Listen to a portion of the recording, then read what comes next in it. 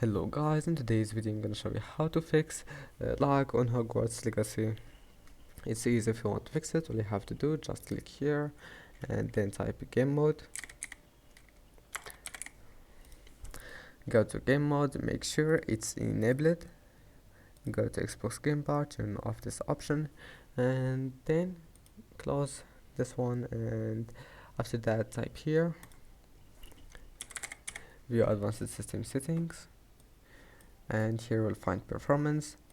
Click settings, click adjust for best performance, and then enable those three options, this one, and show window contents while dragging, and also this one, and then just click apply and OK.